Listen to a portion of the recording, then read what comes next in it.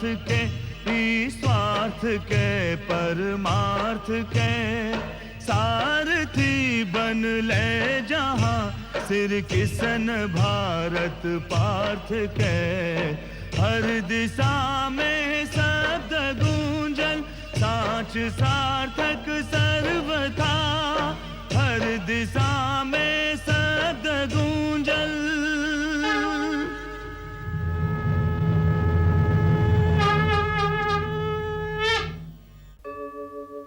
यदा यदा हि धर्मस्य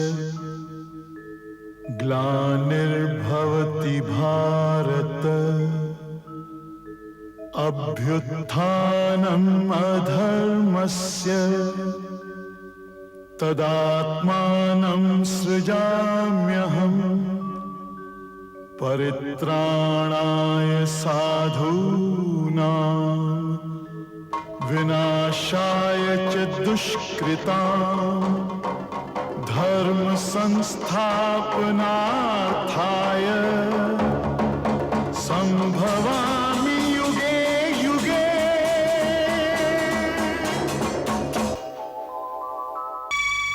हम जमुना में स्नान करके गोकुल, वृंदावन और नंदगांव के हवा में सांस लेके धन्य हो गईली। हम माखन बन के माखन चोर के होठ में लगली, और हम ओह नटखट अंगूरी के स्पर्श के रस पियली। हम ही गेना बन कलिया दह में गिरली, हम ही गोपी बन जसोदा मैया से कान्हा के ओरहन देली। हम ही गैया बन उनका पाछे चलली, हम ही गोवर्धन बन गोपाल के अंगुरी पर उठली। और आज हम ही वसुदेव कृष्ण, नंदलाल कृष्ण, जसोदा नंदन कृष्ण, देवकी पूत कृष्ण, मुरलीधर कृष्ण, गिरिधर कृष्ण के संगे मथुरा आवत हैं, जहां लीलाधर कृष्ण के लीला के अंतिम अध्याय उनकर बांट जोह रहल बा।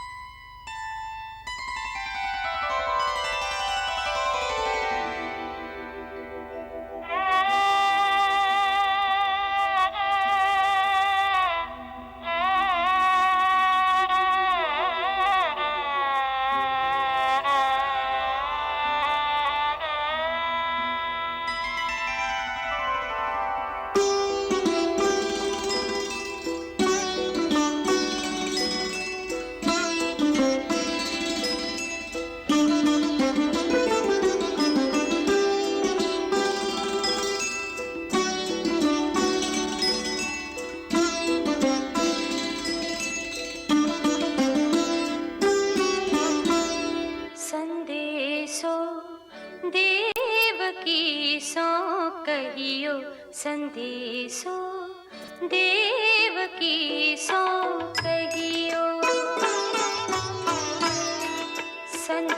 संदेशो देवकी सो कहियो संदेशो देवकी सो कहियो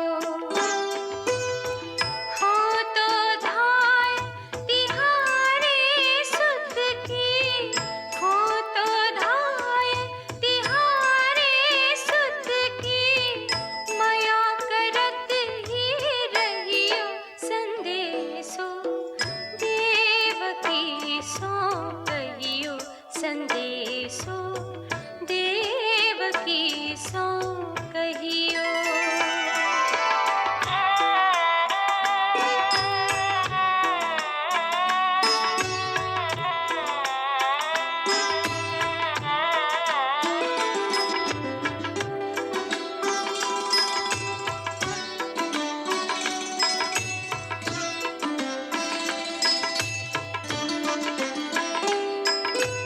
जद पीटेव तुम जानती उनकी तो मोही कहियावे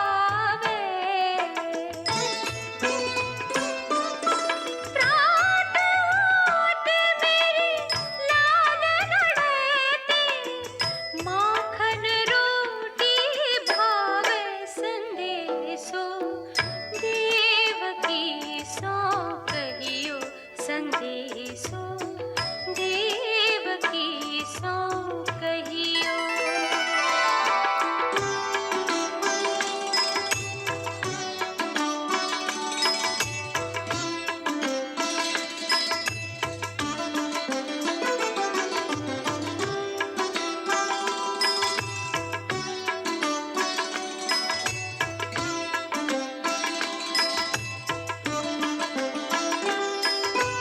तेल उपटनो औरु दातो जल ताहि देखी भज जाते जोई जोई मांगत सोई सोई देती क्रम क्रम करके नाते संदेशो देवकी सो कहियो संदेशो देवकी सो कहियो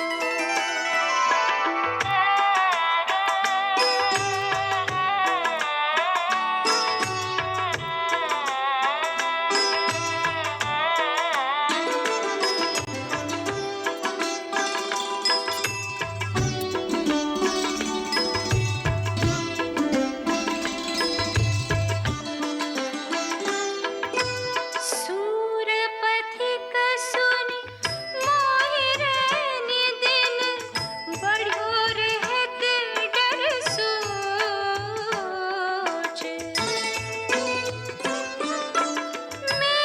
मेरुलिक लड़े तो मोहन वह करत संकोच संदेशो देवकी सो कहियो संदेशो देवकी सो कहियो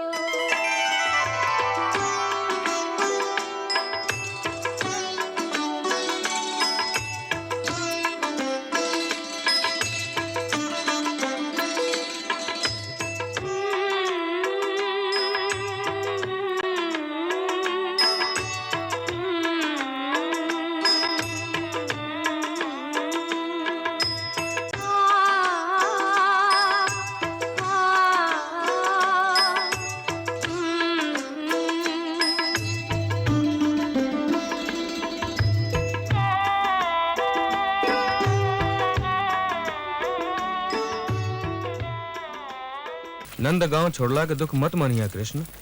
काहे काहे न मानी दुख? सगा संबंधी के छोटे के दुख स्वाभाविक ना है का? सगा संबंधी तौजा मथुरा में बाड़न, परंतु नंदगांव के सब गाछ हमार मित्र हा, सब लोग हमार हा, सब माखन हमार हा, परंतु मथुरा में के बा? एक तो महाराजे बाड़न तोहर मामा। अच्छा, काऊ जसोदा मैया के भाई हवन? जसोदा मैया के ना, तोहर माई देवकी के भाई हवन। हमार माता पिता केहू होखे, परंतु हम सदा जसोदा मैया के ही बेटा रहब। और हाँ, हमार माता पिता कहाँ बालो, और वो लोग हमरा के नंद बाबा और यशोदा मैया के भेरी काहे भेजले रहलन?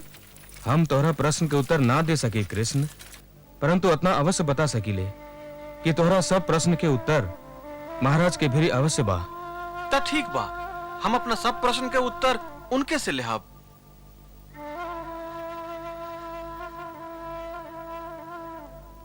एक है बेटा? राधा। राधा? हाँ। राधा के है? सभे हमरा भेरी आवेला, हम इनका भेरी जाइले।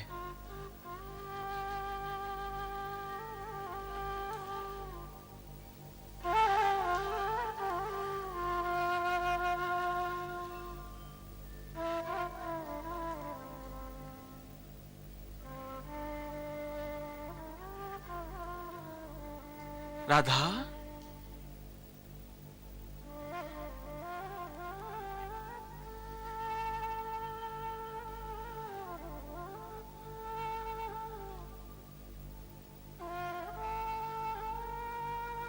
कुछ वो कहबो ना? काहे? कहल तो ओकरा से जाला जे ना जानत होके। जानत तो हमहू हई, अचानक तू हो बाड़ा, तो हम तोहरा से का कही और तू हमरा से का कहबा कान्हा? ला, ये मुरली राख ला। एकरा के हमार धरोहर जान के तुहे राख ला। हमरा मन के पुकार एकरा में बा। एकरा के तो खाले हम ही सुनब, जगत खातिर तो ये मुरली मौने रही। अब तू जा कान्हा। जाना कहवा बा? जहवा तू ओइजा हम, जहवा हम ओइजा तू।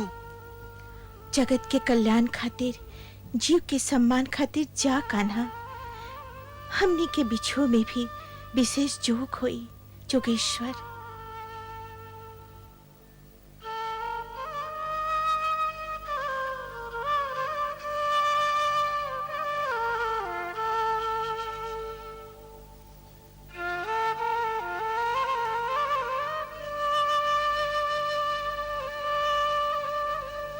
चला सारथी।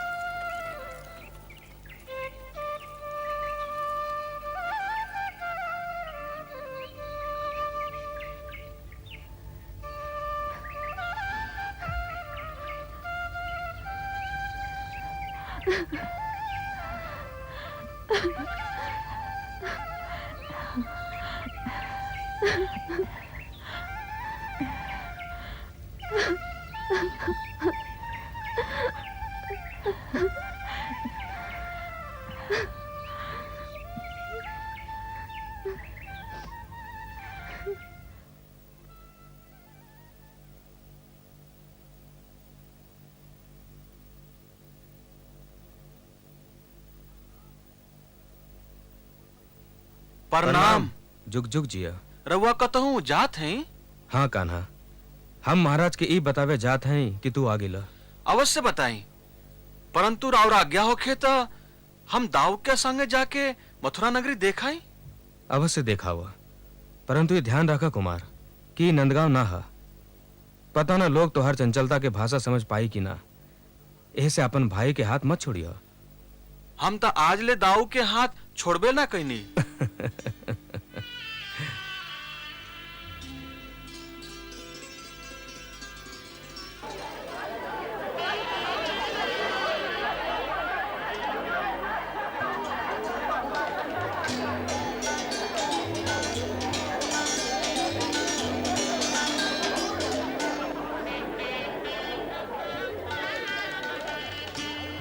अरे शाम सखा, ये मथुरा के लोग कान्हा के दर्शन खातिर कितना उत्सुक लागत आ रहे। ये फूलदानी कितना मनोहर बा।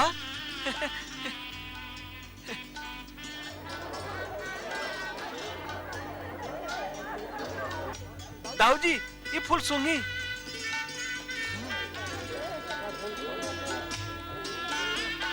अरे बबुआ, अरे तनी हमरो के दर्शन करा दा भैया। अरे भीड़ बहुत बा काका। अरे हमार घरवाली कहत रहे कि ई दोनों लड़का तो ऐसा लागत आ रहे जैसन राम लखन की जोड़ी। अरे भैया, जवन आँख उनकर दर्शन करता ओकरा भीरी जीभ नहीं खे, और ई जवन जीभ बोलता ओकरा भीरी आँखें नहीं खे।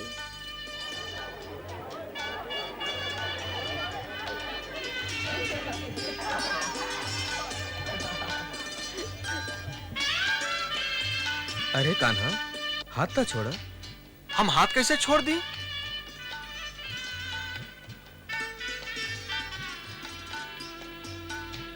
अरे दाऊ, वो देखा, वो कुबड़ी लड़की लौकती है नु, ये थरिया में चनन के लेप ले ले ठार बिया।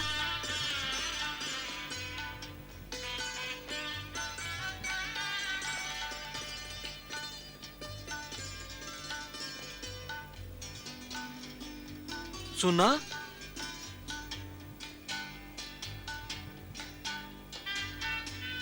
चनन के थोड़का सा लेप हमरो के देबू सुंदरी।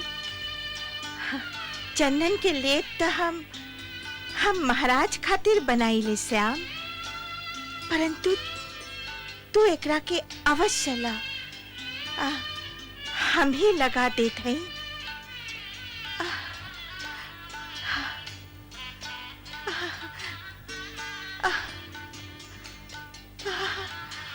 धन्यवाद, परंतु तू झुक के कहा चलता रू?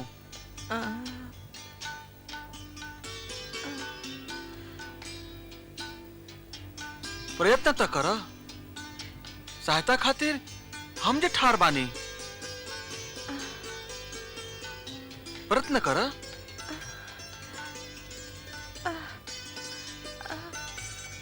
हाँ हाँ, प्रयत्न कर।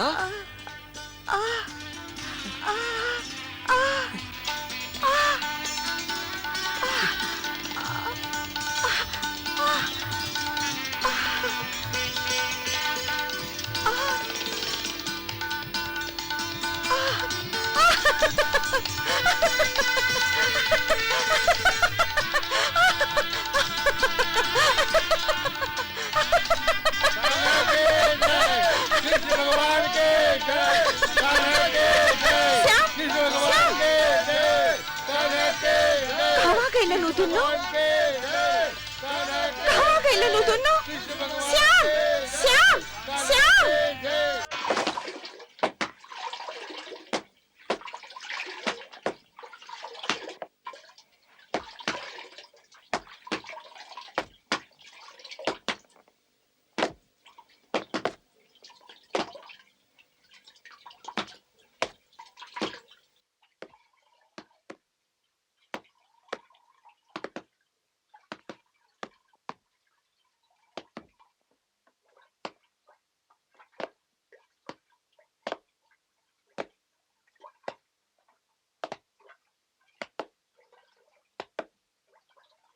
धोबी जी, आंख इतना मत तरेरा के नीचे गिर जाओ। जय बेक दिएक। अक्रूर जी यही से तो कहले रहन कि तुहार हाथ पकड़ ले रही। आदरणीय धोबी जी, ये सब सुंदर कपड़ा केकर है? राजभवन के छोड़ और केकर हो सकेला? एक एक जोड़ा हमने दोनों भाई के देवे के कृपा करब रहुआ।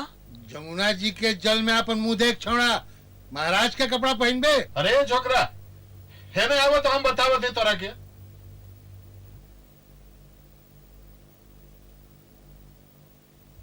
राजभवन के पोशाक पहरे के सपना देखता रे। हाँ, दे दही पोशाक। कान्हा, लेला पोशाक। तो ये वाला पोशाक।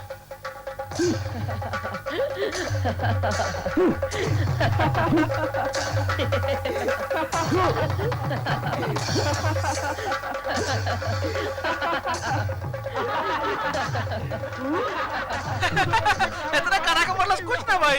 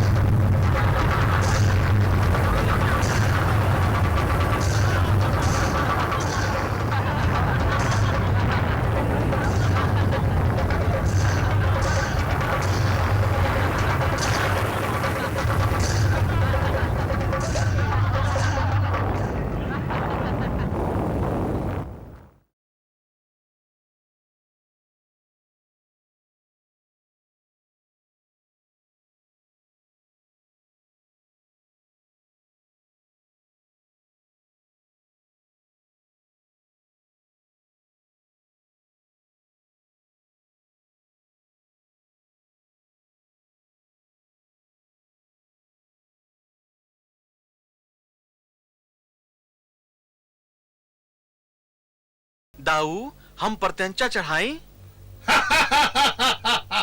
सुना भाई लोग, ई छौड़ा प्रतंचा चढ़ाई।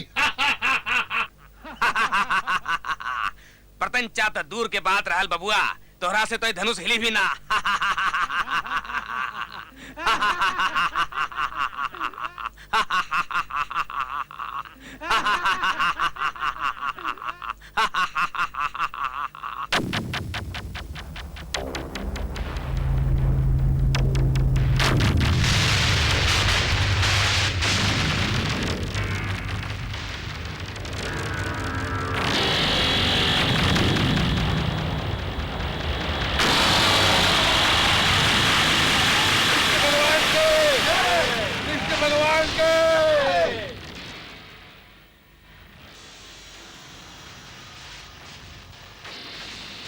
जयकारा कैसन हा करूं? पता ना महाराज। जीवन में आज पहला बेर भय के अनुभव होता। भय के अनुभव? और ये महाराज के? हाँ, ये गूंज के करा, ये गूंज भयभीत कर देवे वाला गूंज हा। महाराज के जय हो। का एगो बालक यज्ञ के रुद्र धनुष तोड़ देलस महाराज। का कहले?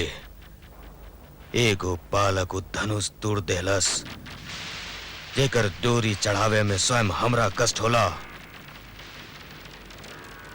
एगो बालक कवन हो बालक? पता न महाराज, मथुरा में पहले कबो नहीं देखल गए।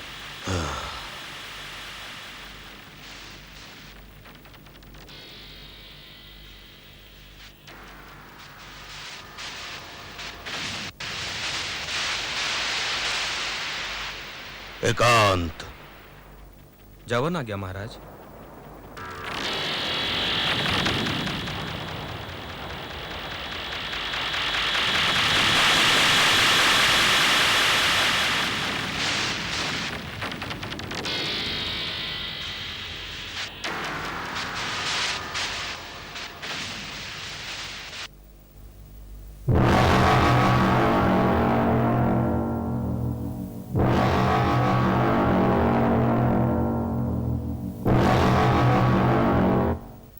महाराज के जय हो। मथुरा नरेश, दिगमंडल विजेता, यदुवंश शिरोमणि यादवेंद्र कंस महाराज पधार रहल हैं। सावधान सावधान सावधान सावधान।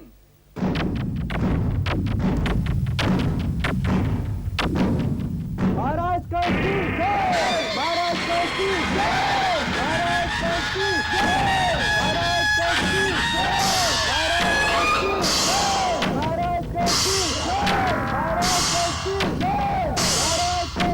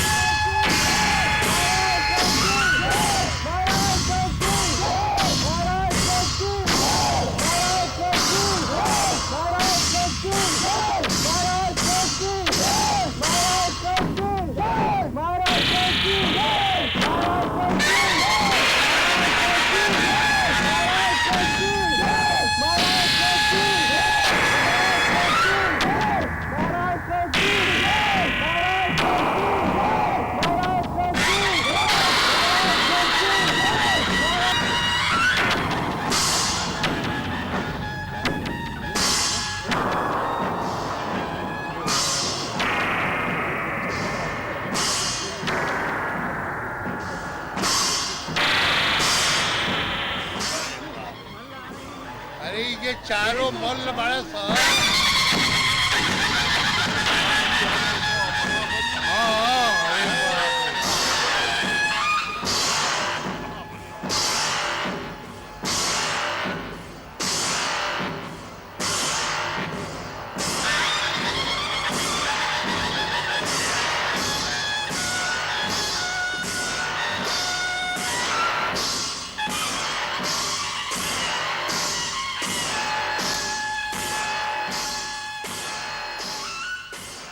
महाराज की जय हो।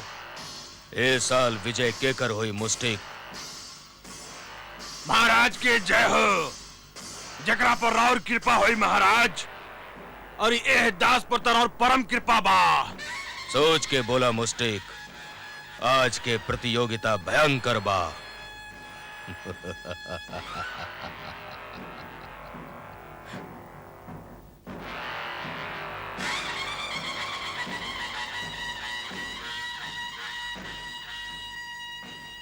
सब प्रबंध हो गए महाराज। महौत के समझा दिहलनु कि यदि हुई कार्य ना कैलस तो ओकरा के का दंड दिहल जाई। सब समझा देने महाराज। अरे जान गई हो दादा, अरे बचाओ, अरे बहाओ। और ये हाथी तो ऐसा मस्त भइल बा कि स्वयं जमराजो के न छोड़े। और ऊ तो केवल एगो बाल के हम महाराज।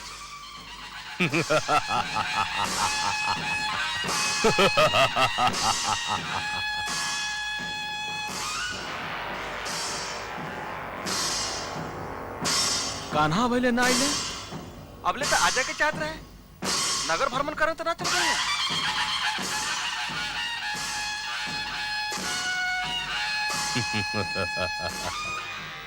देव की पूत के जीवन कथा समाप्त हो जाएगा महामंत्री। फिर नंद से पूछा,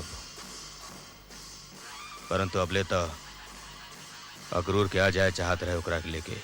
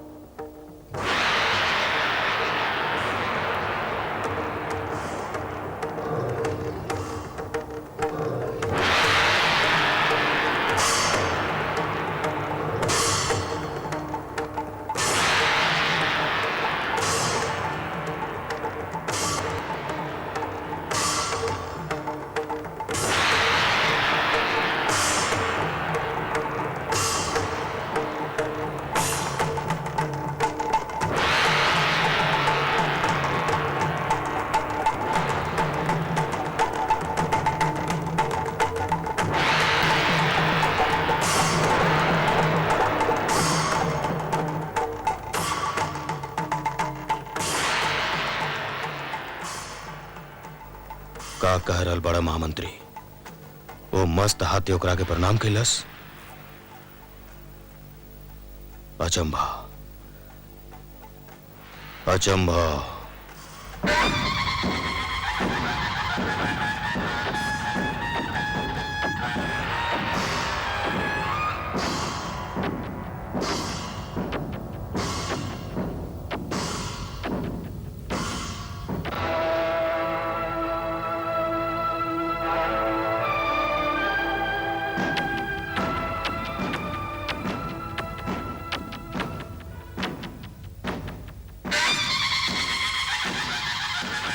दोनों भाई प्रवेश कर चुकलन महाराज।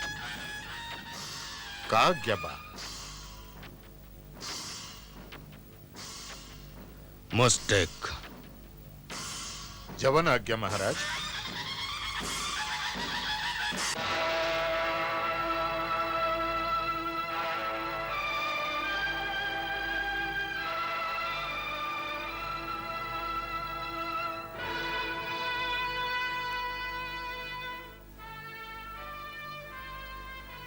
प्रणाम मामा जी।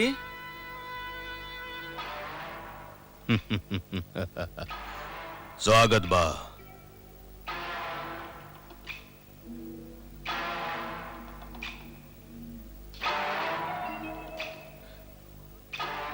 रवा चली, हम बाबा के भी बैठे थे। जैसन तुम्हारी इच्छा।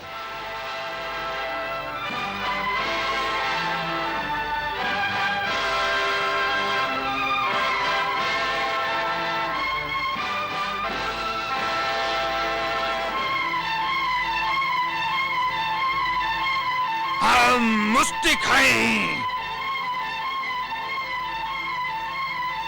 स्वागत बा पर्वताकार। पर्वत के चूर चूर करे वाला चाणूर।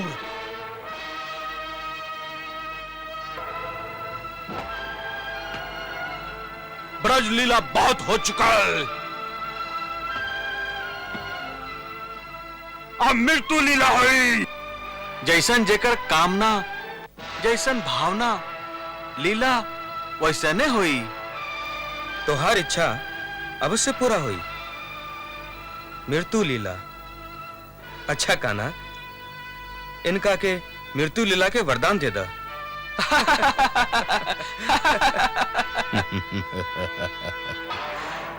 मल्ल युद्ध आरंभ हो।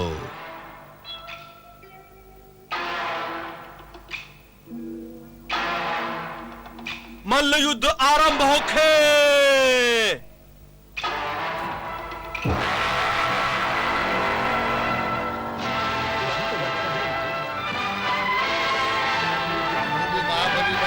अरे देखिए आज के मन जुट निमन होई भाई।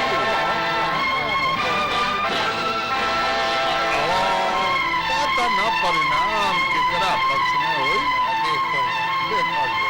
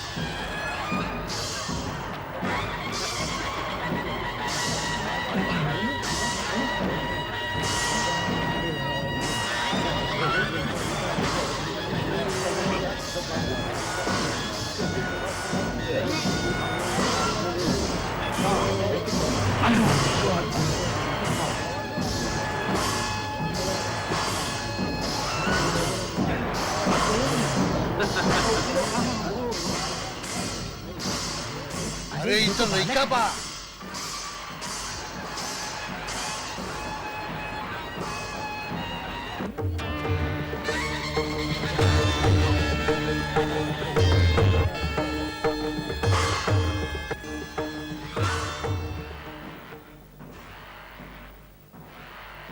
ई त अन्याय है।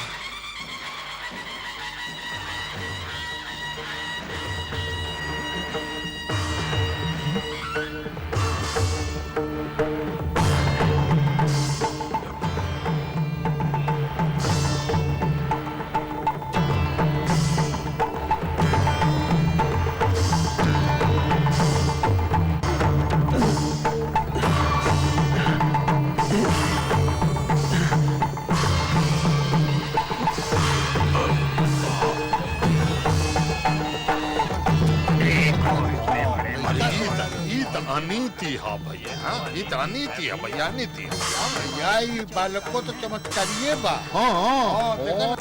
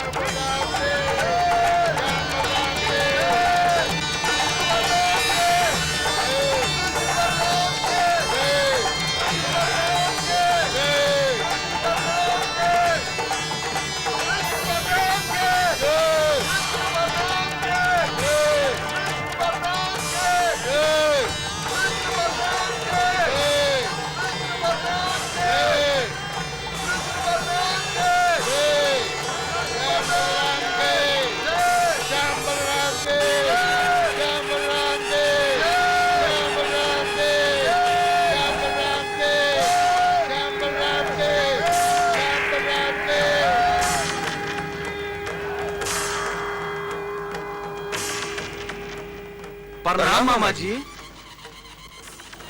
आवा देव के पोता आवा। तोरा देखे खातिर तो हमारा आंख तरस गइल बा। आवा अपना मामा के करेजा से लाग जा, जे में हमरा करेजा में लगा लाग ठंडा जाओ। आवा मिलन के एक क्षण खातिर हम हो व्याकुल रही मामा जी।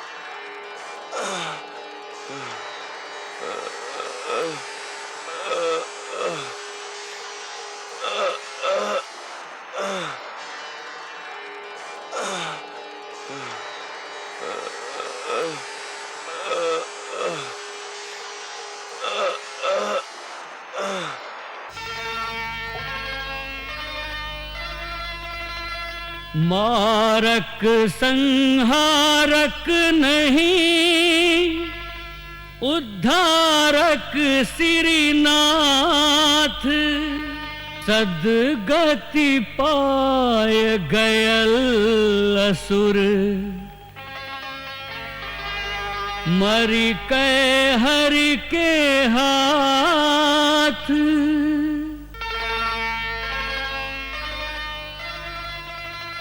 कुमति गइल पाके सुमति,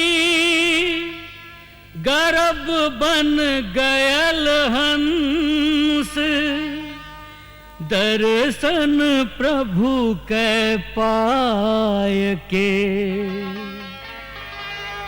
मुक्त हो गयल कंस। सीख हम बीतल दिनन से नए जुग को करी स्वागत, करी स्वागत, करी स्वागत, करी स्वागत।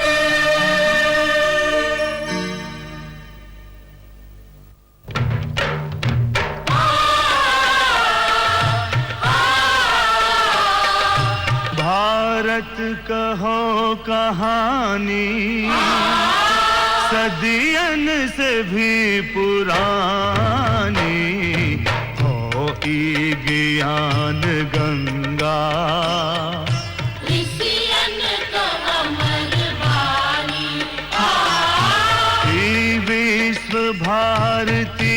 निभाओ